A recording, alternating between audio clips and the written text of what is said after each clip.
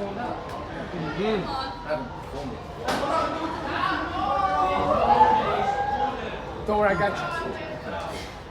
Molded by the sands of Somalia land, where the sky shines divine, the dreamy scenery sunsets will leave you breathless for hours.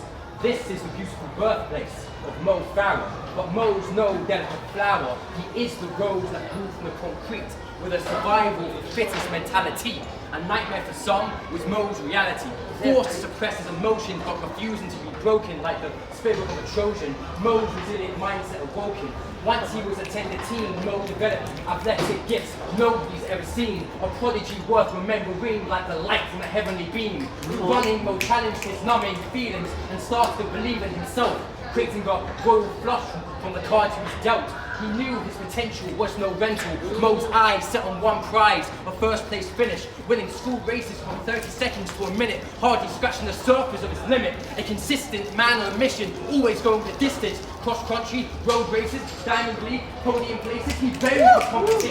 His legendary tactics awaiting. Once he began breaking records, Mo's efforts caught the attention of Team GB's coaches. They noticed his progress and could see he was born to lead like Moses, like a rose red. His head held high, athlete, ready to compete against the world's elite. Mo did so with pride, a diamond in the rough, who defined his odds by making history with 6 world champion victories, leaving stadiums in amazement. Mo's name echoed throughout the Olympic Games as we watched on in elation, astounding 100,000s when he sprinted towards new levels. 5K, 10K, winning 4 Olympic gold medals. The double-double is a goal highly revered. It's been attempted by many of Mo's peers, but he accomplished this, the first to do so in 40 years. A feat only reached anyone's dreams. Then he done it again in 2016. Some of the world's never seen. A marathon champion who never dilly-dallied along. With every stride he took, he put his best foot forward. Great pace, amazing cadence, dynamite foot strike, light on his feet in the thriller, consistently keeping up his speed like a leopard, in ways no one can measure,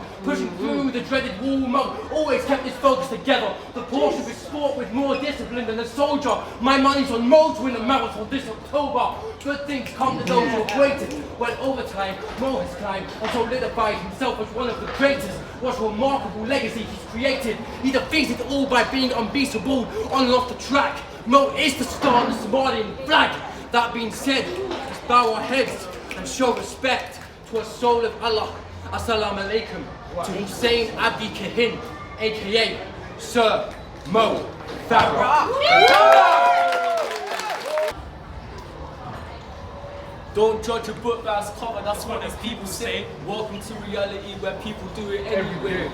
Human beings always wanted what we couldn't have, to realise that we lost what was in our hands. I grew up, a screw up through a flip the Z. Lack of confidence was irrelevant. Shit was getting tense in my environment, surrounded by violence. Raising Dagenham wasn't loved by this chick from out. I saw a path none on my peers could ever see. This is my therapy, no, she won't remember me. I visualize one day we have a happy ever after. Holes around the city, all the flowers getting gardened. I told them of ways, but they couldn't see the picture. You can't cheat architecture just to paint the perfect picture. One day we bumped into each other, named my drum, I take a bullet for her, where my friends are moving as the gun. So we walked around the block and tried to know her better. The type to judge me for my character, I'll never let her. She kept it real, said her guy always abused her, and her father wasn't there, so we related it, got right together. I'm hoping, can I take this girl from this guy? What makes you think the same will happen to you? Devil is a liar. You can't mix the vision for the M's with the fish in the ocean. Mix them up, you be drowning in emotions. At night times he's speaking, confidence was peaking. Never left me alone, and she emotionally deeper. But I'd be going deeper, we eventually sleeping in the same bed. I noticed that I'm missing calls from my friends. I messages about where the music catchy, we support you. At the same time, I'm so distracted in a passion fruit. The same guys who told me that she ain't the one, I take a bullet for her when my friends are leaving us the So I see a private message saying that I want it. I smirked it off and kept it moving, I ain't running. Finally returned the call to friends to say what's new. They told me something that I really hope was not the truth. I hit her up to find out if it's serious, like an unfinished sentence. I heard you missed the period. Why am I stressing over what could be a blessing? Did I learn my lesson? Grown too quick into adolescence? She told me link her in the house as a bad boy. I hear a voice behind me saying, did you hear that the hood don't love you. I said, who are you? He said, that's my girl and that you don't belong to you. Should I be egotistic? My man's telling me to say I love your chick, my mouth is saying, really is it? In my mind I'm thinking, will I be the next statistic? Either I'll be dead or pull the flicky out and be in prison. I stood my ground outside and trying to look tough, but deep inside I'm kind of king, I'm out about to get rushed. Should I follow in my guts or see my guts in my gloves? Cause how can I believe in love when it be hard to trust? So I see him standing with two man. What happened next? I'ma leave that for part 2. Cause this story is true. Love hurts, but lust is painless. You give your world, then one day you're strangers. When I thought it's time to be the man, I face my fears don't run. I was blinded by the physical, not evil they become. I should have listened to my friends when they said she was the one. I took a bullet for her, just to realize she wasn't the one. Oh, how I wish for a world where my innocence is seen as innocence and not a virtue to be taken away by a bad admission. How I wish to say I'm fine and mean it, not I'm fine if you need me to be. Because as a woman, I have to be gentle, yet strong enough to raise and bear children, often on my own. I live in a world where my gender comes with a disclaimer, caution may act irrationally.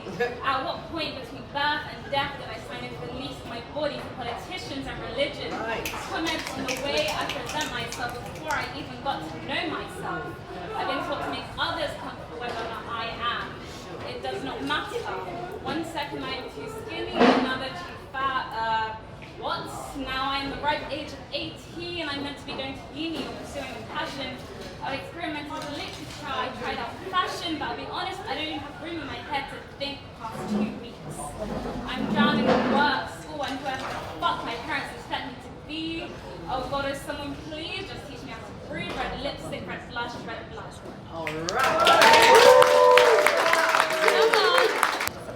Keeping to myself, keeping to myself, it's still something that I'm learning. I'd light up a room when I walked in, and now it's like it's burning. Can't wait to get away spreading hate cause it's hurting. I can feel it in my core, relationships I'm deserting. Harmless flirting, that's usually how it starts out. Then we get together, true colours what I'm showing. Never gave myself a chance to grow, scared I'll be a better person. Cause it hurts when you care, so I don't let me feel pain. Instead I hurt the ones around me, they feel the pain that I can't. And yes, I know it's fucked up.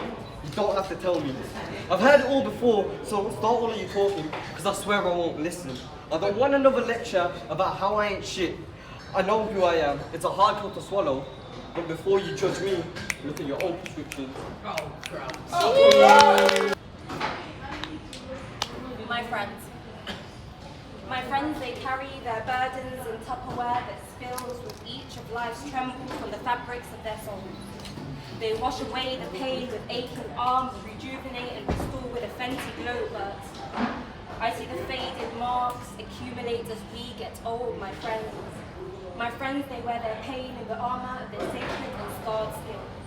I don't need to see the self-inflicted tally of desperation on their arms to know their souls have suffered from within, my friends. They store their shatters in the Polaroid. They store their shattered sadness in a Polaroid gaze. A brave smile does not disguise the frozen valleys that seem to spill over their face, my friend. My friends battle their most vicious demons alone in the depths of silence. Their darkest hours are masqueraded with a view to an isolating violence.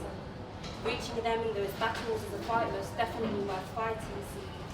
My friends, they carry in their breath, in their water, in their flesh, the ghosts of their forgotten past. Etched across their elements is a melancholic magic that will forever last, my friends. My friends, they swallow poison with a smile. And like me, they sit with the shadows of their many disappointments for a while. With rough tides, they hit highs and lows, and chaos always comes to intrude in destructive cycles. My friends, they embody their trauma in their broken spine. The Japanese vision of darkness and light intertwined, yeah. They'll lift you higher than any palm tree, skyscraper, fuck it, they'll support you to climb any mountain you want to climb. They'll come and click for you when you spit the wickedest of rhymes. Yeah. Come on. My friends in their life, the party, wherever they're found, but are roughly always between 15 to 95% depressed at all times. Thank you. When it comes to life, we walk the streets alone. Here in the zones where kids reside and resort to violence, kids become thugs and move like Spider-Man, so the only way to survive is then develop heightened senses. We learn to run and jump in fences, and and sell these goods to all our friends, and from our own basements, and the streets is laced with product that destroys your face. And that white cocaine then gets you wasted, that you can't even see that you're the patient, and to your own kids, drugs become your replacement. Your shadow of yourself, just skin and veins, man. Nothing but silence, and you're just a caveman in a wasteland, overpopulated by a particular species known as a wasteland. You see, I'm invested. I speak with every vestige of my soul. I'm a weapon. My flows carry essence. I love to do shows, but boy, you just know they consider you to be irrelevant. They see no investment. They see no use for me. I'm an appendix. I'm a movement. I'm not meant to blend in. But I'm not losing. Can't confine me in a box of patchworks and music cut from a different cloth. I'm here to mend it, but everyone's descending, everyone's sending countless times, time after time, to keep defending, to see off their version of the ending. Everybody knows I'm the best in the West End. Shout out to the rest of my best friends. And we keep protesting, it's for our own protection. We keep marching and we get arrested, but we keep pressing until we get attention or throw us in detention. Because some voices don't get a mention. Keep going until I'm no longer questioned. Because I'll be popping up, like Collins up. I'm grinding all my pounds when they're throwing dollars up. I've got so many cuts, but the metal around my wrist in cuffs. I don't do fake, I do custom made. The only designer I do is me. So I don't give a fuck whether you like me or not until my heart stops beating, the pen never stops. I'm flying, you're flying, but I'm flying the rocks. Verifying that writing, age of time, I put the ticket for top. Speak, but you know, and it's Scott. They call me Father Time because time flying, I'm hiding clocks. Life's not, man, money's not essential, life's just a rental. The things men do in life to reach their potential. Just because it's labeled precious, don't mean it's special. It's the girl who walks tall, not the heel of the stiletto. A man's man that separates him from the ghetto. Individual beings unite, create one voice from the bellow. Relationships form from a single hello. Hello. Hello. Hello. A word in the right place sometimes echoes. A word in the right place sometimes echoes. It's the girl who walks tall, not the heel of the stiletto. A man's man that separates him from the ghetto. Thank you so much. Big up everyone in the space and everyone in the venue. Big up all yourselves, everyone who did that thing and everyone who's with the thing, innit? Come on. You get me? Today I'm going to do a few pieces for you and then something a little different at the end. And since it's for Black History Month, I'll start off by doing a specific poem entitled The Injustice of What Just Is. It's about the black identity. What does it mean to be black? In other words, what do you lack? Let's look at the facts. Every word associated with that has a negative connotation attached. Black magic. Magic involving the supposed invocation of evil spirits for an evil purpose. Black list. A list of people regarded as unacceptable and untrustworthy and should be excluded or avoided. Black bull. Reject the candidate applying to become a member of a private club, typically by means of a secret ballot. Black male. The action treated as a criminal offense of demanding payment or another benefit from someone in return for not revealing, compromising, or damaging information about them. If black is the opposite of white, white being synonymous for purity, innocence, and light, the contrast in the meaning of these words reflect real life. Words determine the value of life. What does it mean to be black, and why do we identify with that? Does it mean I'm a melanated man, a African descendant, a Cushitic king? Well, if it did, then I would identify with everything. In order for us to understand where we are, we must look back to where we were. Black history is surrounded by mystery. Perpetuated portraits of indignity exemplify a distorted history, leaving lineage and legacy in the hands of the enemy, degrading the integrity of ancestral memory. The colonizer created a caste system to castrate us from our own land, using our own resources to cripple us with our own hands, creating nations by drawing lines to divide kingdoms and tribes. So understand where the real line should be redefined. First, we must decolonize the mind. We can be sexualized and glamorized. before we're demonized and marginalized, vilified and tossed aside, all because we aren't so inclined to climb behind or walk down a narrow line tailored for your kind. The enigma of the so-called N-word is that he's a niggas, a king. So to label him anything else is a disastrous thing. Stop and think. How labels redefine everything. Wonder why, when someone white willfully commits a horrendous crime, they always seem to have either lost their mind or it wasn't in their nature because it's not of their kind. This is a systemic tool of oppression used as a weapon to mask past aggression through acceptance, to keep us confused, idle in thought but actions consumed. The rhetoric we hear is the words we live by. The words we say shape our life. The world simply isn't black and white. And injustice in any form is not right.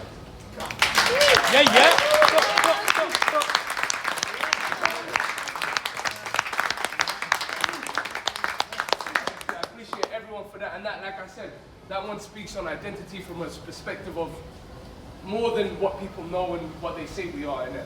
Because at the end of the day, we are not defined by labels, we are defined by our actions and how we carry ourselves. So moving on from that piece, I'm going to read a short piece from this book entitled Poetry Is, which is an ode to poetry in itself. And it's a short piece, but it goes, poetry's power is pure passion. Poetry produces pleasure. Poetry proudly promotes peace. Poetry perplexes into potency. Poetry proves prowess and proficiency. Poetry is a vast abyss of endless sentences. Poetry is the mark of excellent penmanship.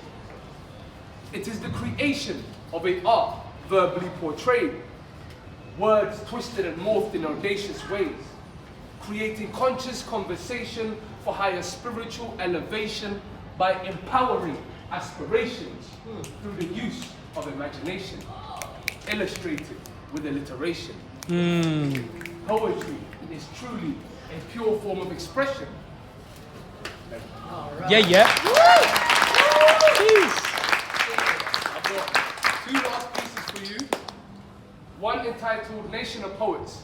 And since this is a Black History Month event, the first poem was about black identity.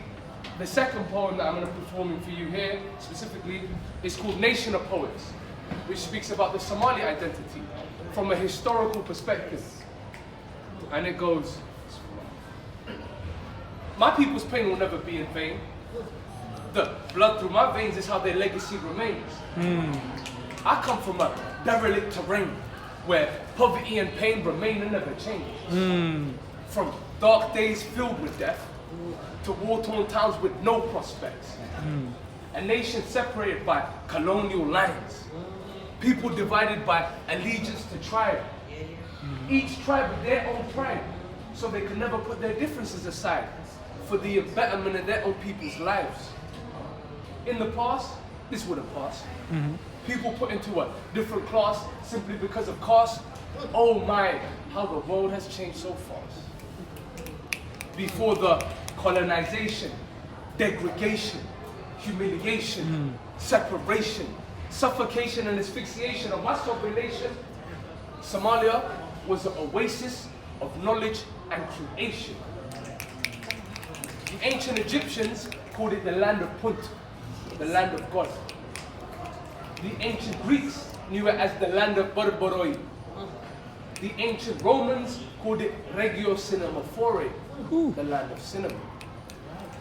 As far back as 2000 BC, the ancient Egyptians used to travel down the Red Sea for frankincense, myrrh, and whatever else they may need.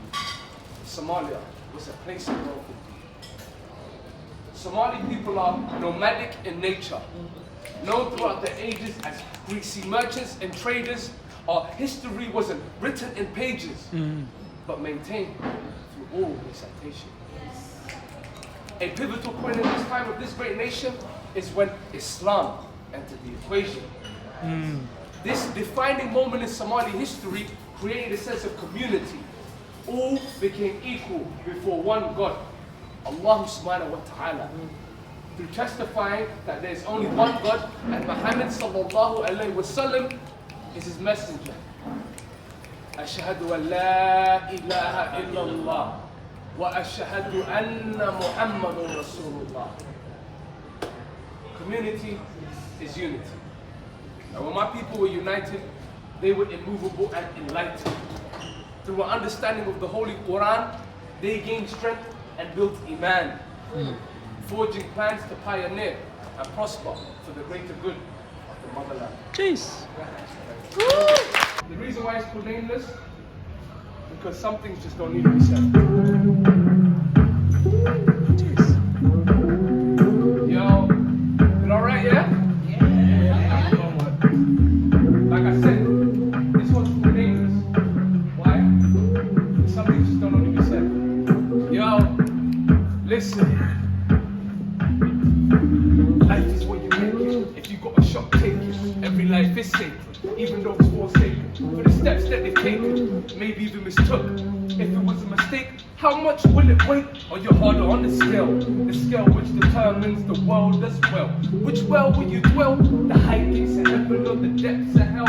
Maybe it feels like you're living in hell because you haven't taken the time to inhale and be thankful for where you are now. Look, wherefore art thou? Somehow we are where we are now, and that's a blessing. Make the most of the present before your future passes by and you're wishing for seconds. Reminiscing past lessons, which had you stressing. Doesn't seem so depressing when it's past the present tense. Doesn't seem so immense. Another series of events, minus the suspense of it all happening again, which then cements thoughts which were dense to their contents and context, based on how complex the construct, a conduit for the conscious to discuss disillusion and distrust of self or what false memories conceal, limiting your view of the field or how much your actions reveal.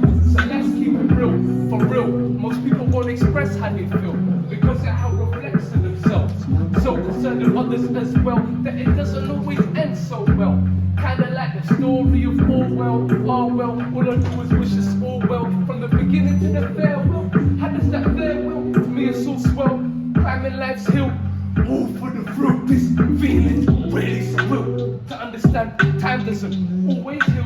Wounds that won't seal, but what does appeal? It's understanding these wounds feel, regardless how they first feel it, how deep they dwell. And sometimes it feels like you're living in a cell, and sometimes it feels like you're living in hell. Always looking down, down, down, down, so you never see what's up in the world. Accidental or coincidental, maybe even sentimental, in the sense that you meant to do what you did do. If not you, then who should choose for these, win or lose? Depends on your point to prove. Even if there was a point of all, that could be a pitfall, not pitiful, more like pivotal. A tool to increase residuals, majorly not minuscule. Sustained proof, prolonged scope, makes moves, massive, not minor. I got a talk to them, cause they ain't got a clue of the lies disguises the truth. Hidden plain view for you to view, or do most choose to do. Act like they ain't even got a clue. Two twos, they got more than a few screws loose, more like misconstrued and confused, without an idea of the truth. When rumors have a consumed to assume and assume from midnight morning to noon, singing to their tune, out of tune, wishing on a Star Wars, watching the moon, living life on loop, like an episode of Scooby-Doo with Scooby ain't got a clue. Minus the mystery of the crew and miscellaneous point of view. Once again, missing the main point they're trying to prove. Life is what you make it. If you got a shot, take it. Every life is sacred, even those forsaken.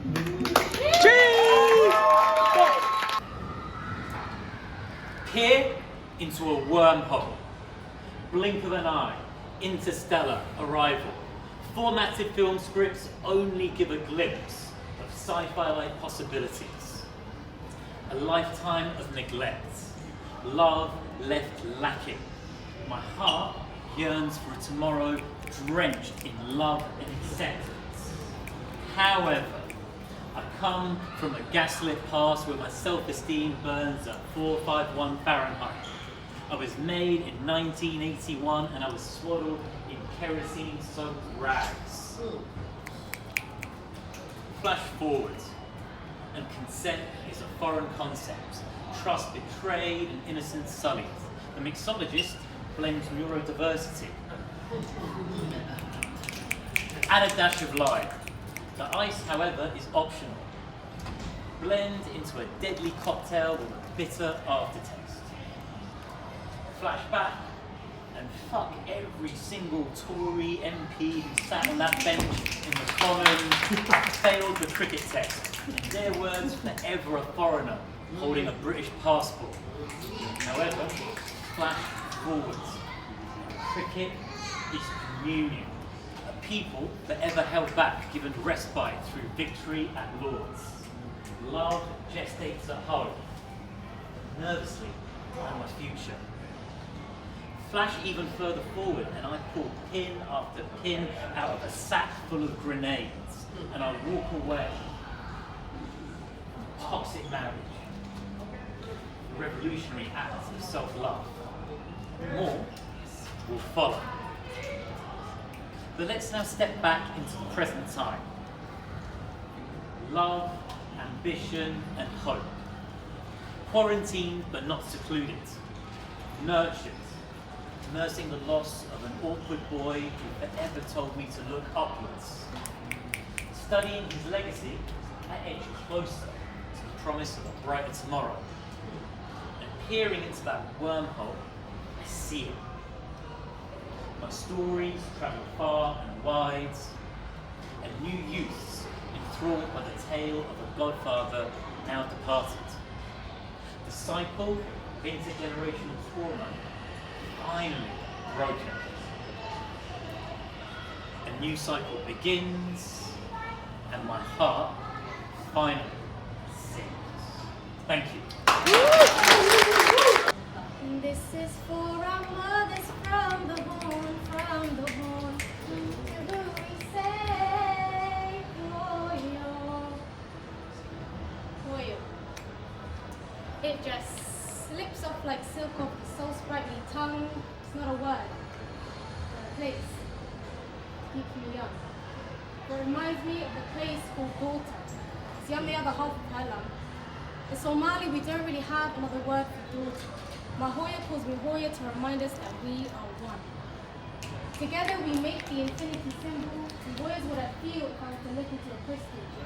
When I look at her in a frame of her before me, before I was born from thee, hung on a wall, a distantly close memory, conversing with future memories to be, as I gaze searchingly into a sealed, secretive and sacred chi I seek. To tattoo this image in the frame of my mental chambers and immortalize this divine imagery because Hoyo, my figurative fig tree, literal roots of my family, see, it amazes me that even in our most estranged moments in life, when we are each other's strife, as soon as I utter or hear Hoyo, a surgeon named Hope is phoenixing me. A nurse named Heal runs her fingers through my hair. A writer named Remember implores me not to forget. A teacher named Forgive strings poetry through my ears, beckoning my tears to come forth and be caught on the ground. I stamped angrily on at you like souvenirs. When you stomped, she would say, you do it to crush me. Boy, I wish you knew I was only trying to ground my temper, to turn it into unrecognizable embers, our embers. For this is a character of which we are both members. No, hostages. But I hear Hoyo and I feel free. I hear Hoyo and hear peace. I hear Hoyo and taste a honey most sweet. I hear Hoyo and touch the vastness of the sea, feel affinity and dignity, give birth to humility and the possibility to meet God officially, because in Islam you see, heaven lies under the feet of our mothers. And that is why. Hoya day, what I do in your day. Hoya day, what I do in your day. Hoya day, what I do in your day. And so Hoya, Your feet are the visual reminder of the proximity to heaven, and your name, my birthplace. The stories that I will forever tell you. Boy. This is the voice of a once voiceless victim, traversing controversial conversations with a disregard for caution that's commonly encountered by those who seek to free themselves from repressed emotions. Emotions produced purely by way of perception simply drive the deception that dark clouds can dim the light that lives within us. Invisible scars can seem stifling, yet somewhat comforting. Like sand on sun-soaked beaches teaching tired toes to relax, to reconnect, to recharge, to reassess what's real and relevant for those who wish to release from a reliance on looking back, to rediscover a resilience which was once buried beneath a barrier which fear furnished with fuel to fool us into thinking that we were not enough. I see what might be, what could be. I allow the present moment to hug me. I am starting to love me. And what's good for the goose is also good for the gander. So I turn my hand to being the change I wish to see in this world. I choose to see the beauty in nature. I choose to hear the willful whisper of the wind. I choose to let go of that which no longer serves me, and to those who've ever burned me, I forgive you. I could never give you a more valuable gift. And if you can forgive yourself, well, that's an indication of growth and a gentle reminder that the best things in life are free. Like locking lips whilst looking longingly into the soul of the one you love. Like friendships filled in the foundation of youthful frolics, finding fun in its purest form. This is the vibrant voice of a once voiceless victim. A voice that does not shake when sharing some of the more sordid and sorrowful sections of its journey thus far. They say home is where the heart is. And as an artist, my hometown is where it started and still continues to grow. Like H2O, I'll still continue to flow freely, finding solace in simple sentence structures sewn together by truth and integrity. I am an unknown entity, still earnestly searching for the version of me that resonates best with my ancestry. I am the molecular melanin being who's seen through eyes once glazed by one-dimensional entrainment in the form of entertainment and worldly desires. Have done war through the fire and acquired a resistance to the flames. This is the vibrant voice of a once voiceless victim. A depiction of the future facing fears and fixing flaws to facilitate freedom. Freedom of the mind, freedom of the body, and freedom of the soul. Thank you. This is what it is, yeah. I wrote this on the way down here. I forgot it was today, and it's Black History Day. So this is my letter to the establishment. On my birth certificate, you say first generation Black English. Now that's interesting. Black English. Let's talk about that for a minute. Have you ever considered the vernacular? No? Well, let me break it down for you. Everything in English dictionary with black as a prefix has a negative connotation. Black sheep, black man, blacklisted, black-hearted. There's just a few. Don't get me started. If you're interested, you can Google the rest. While it's on my mind, let me ask you about chess. Why does white go first and black go last? Yeah, I know that's random. Now let's talk about half caste. As we all know, to cast something means to throw it away. But I'm not Tom Hanks. You can't cast me away. Say it again! Say that line again. As we all know, to cast something means to dash it away. But I'm not Tom Hanks, you can't cast me away. And that kind of language can't fly again today. So let's go back to the start. I'm proud to be black English, but let me make this point. Let me distinguish. Colonial Anglophiles, I just don't understand. I mean, how are you going to revere a country which committed atrocities to your people, stole your history, your artifacts, and your land? But don't get it twisted. I love the language, and I love to use it. But if you heard certain pieces of mine, you'd say I abuse it. I do spoken, I do bars, and I do music. I've only got a couple minutes, so for now, I'm going to finish. Yours sincerely, Broken English. The poet I would like to come step up to the stage is Hanifa. Woo!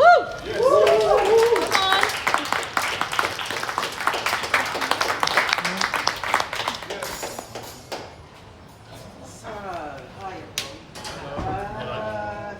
I'll come to Irram's. I did your last event in Milton, Keynes, and I enjoyed that really very much. You had to come back. You had to come back. I know we haven't got long, so I didn't know what I was going to perform today, but I'm going to just perform something about Black History Month because that's where we are right now.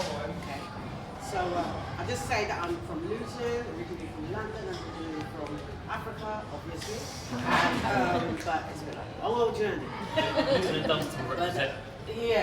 But I'm here right now, and hopefully going back to where I come from. So I've actually, that's part of people who said that many times, I've actually come from, I'm on my way. Just passing through. But for now, I just want to say something about Black History Month. So it's called Black History Month and Beyond. So, Black History Month is here again. And we remember the greats from our Hall of Fame. There's Shaka, Selassie, Seacole, Sojourner, and Garvey, Nana, Mandela, Nefertiti, and Keynes. In a world that often forgets our part in science, politics, health, culture, and art, this month is dedicated to reviving our memories of our great contribution to this world's history. We built huge monuments and great civilizations.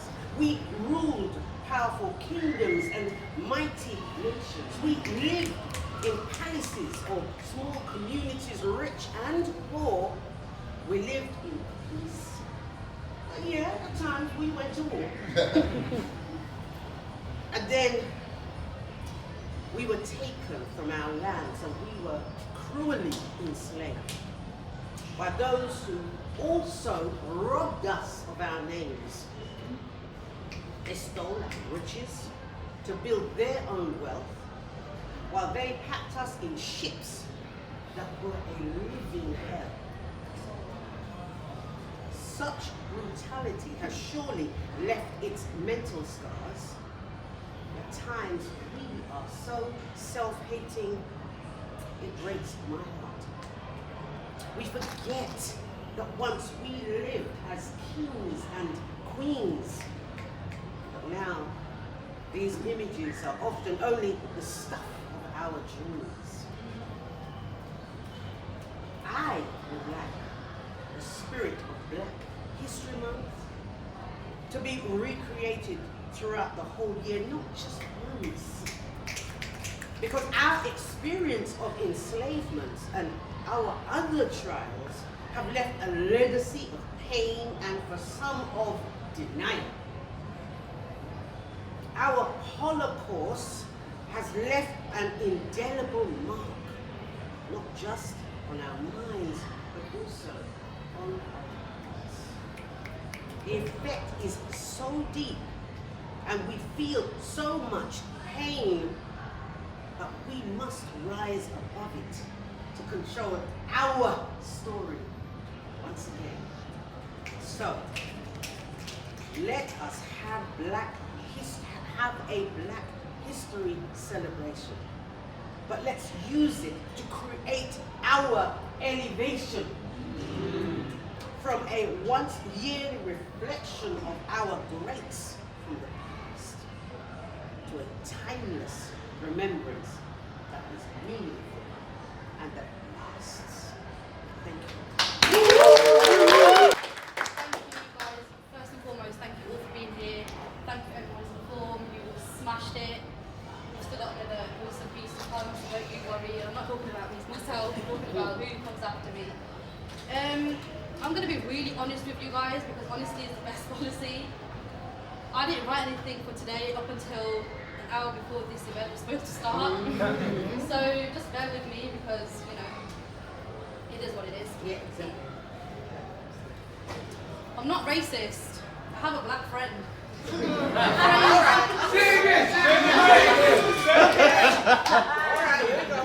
I'm not racist. I have a black friend. A phrase that will go down in history for being the most racist phrase in history. See, when you pretend to be something you're not, the truth will always show in other forms. Like when you look me up and down, when you walk past me with your nose held high. But I'll never be the same as you, and the look of disgust on your face just proves that it ain't hard to see right through you. And the fact that I was born in the same place as you just threw you, huh? It's not that hard to understand that we all bleed the same. But it's people like you that look a fool when you can't even pronounce my name. So tell me, does this black friend show you his culture and talk about his motherland? Or does he like raw chicken sandwiches and salt and pepper crisps and things that say things like, well, on the other hand? You shouldn't have to justify you're not racist when your body language and attitude are saying completely the opposite. Yeah, I laugh, I joke, and take the piss a bit, but let me tell you what really takes the piss a bit.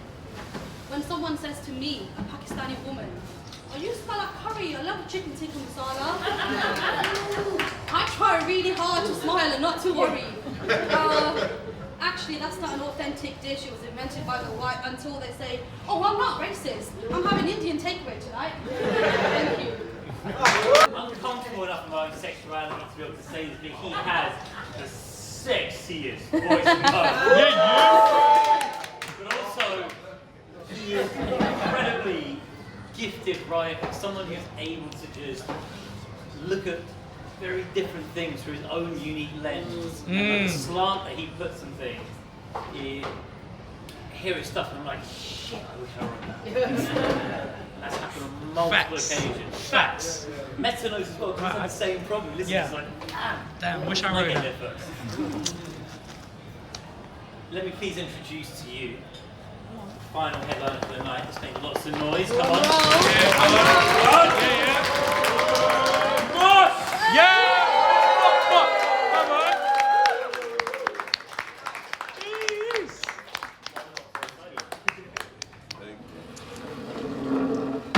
This is classic. It's going to be hard to basically follow that intro, so bear with me.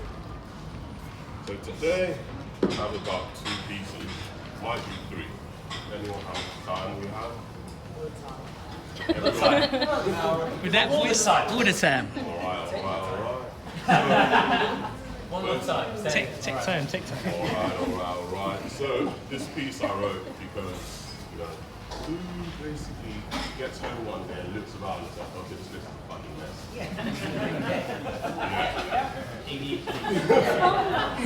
So this basically came from one day I came home and I just chucked some clothes in my wardrobe again. I wasn't cleaning, I'm like, fuck this. So I named this laundry. I think of all the clothes I've worn in my life, from the first pair of underwear over Pampers, the clothes I only wore once because I was pampered. I knew I was spoiled because certain pieces I only wore once. Wash your clothes, they said, but I never listened. I think in that moment I learned how to use people. Discard them after each use, never to be worn again. Those clothes slowly became memories. Some I wore again and again like armor to keep my brave face through the day. Why worry? I've faced this storm before. In fact, I have the right clothes for sunshine.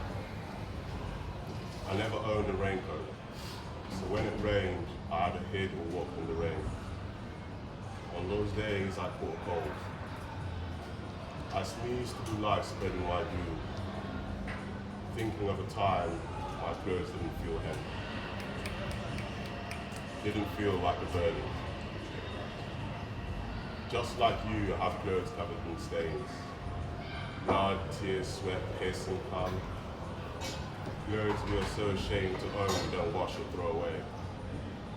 We hide them in the dark, mythical places. Underneath our beds and chests and closets, never in places anyone else can see. Hidden so deeply we forget they even exist. But still they mark us. I think about clothes I've outgrown, colors I never want to wear again. I never liked white, I thought it was too clean for me. You subconsciously like black because it hides the stains of your past. How many white clothes have you hidden away in the secret places of your mind? They wait for you. I'm not a man with skeletons in his closet. I'm a man with clothes that need washing. You're not irredeemable, you just need time to wash our clothes and let them dry in the sun. So we can look on the past with different eyes. Eyes that see lessons and nothing to hide away. No more rags to hide and weigh us down. Join me as I decide to do my laundry. So,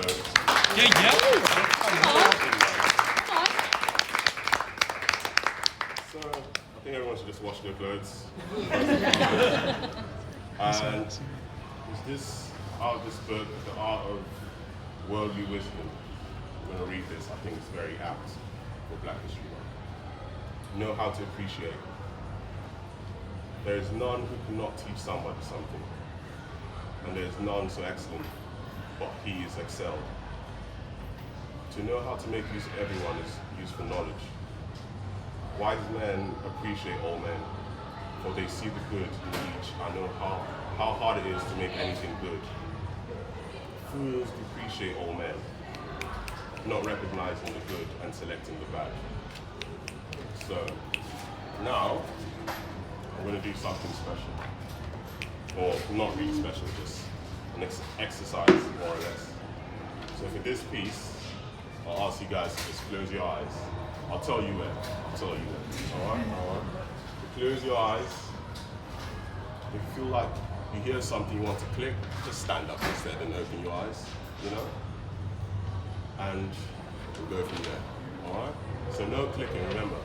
Rule number one, just listen. So now, this piece is called A League of Extraordinary Gentlemen. Now, we can close our eyes.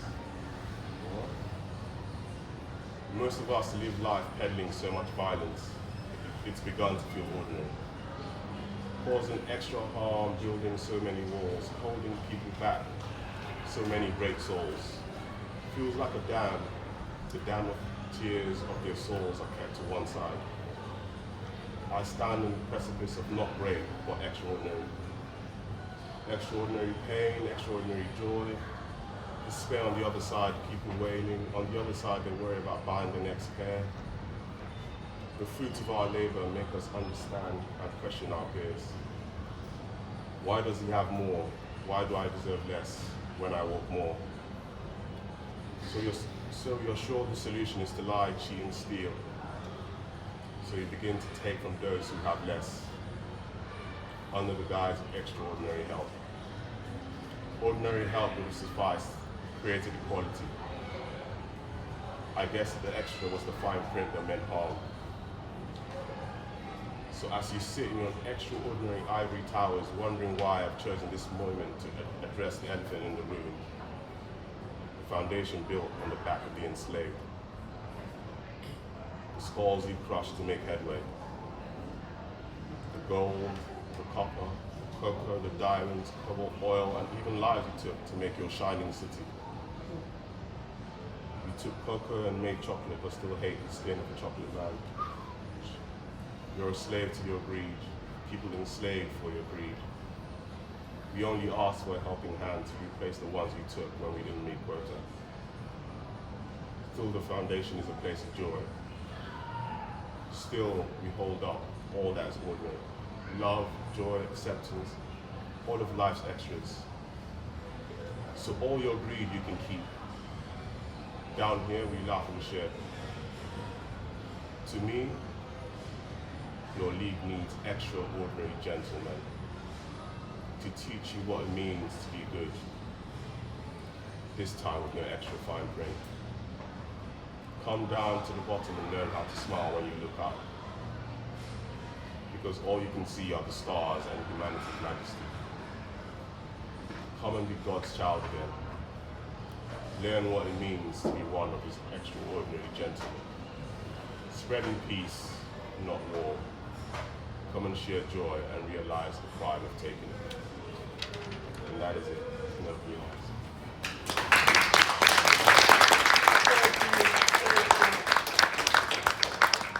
Everyone has been absolutely amazing tonight.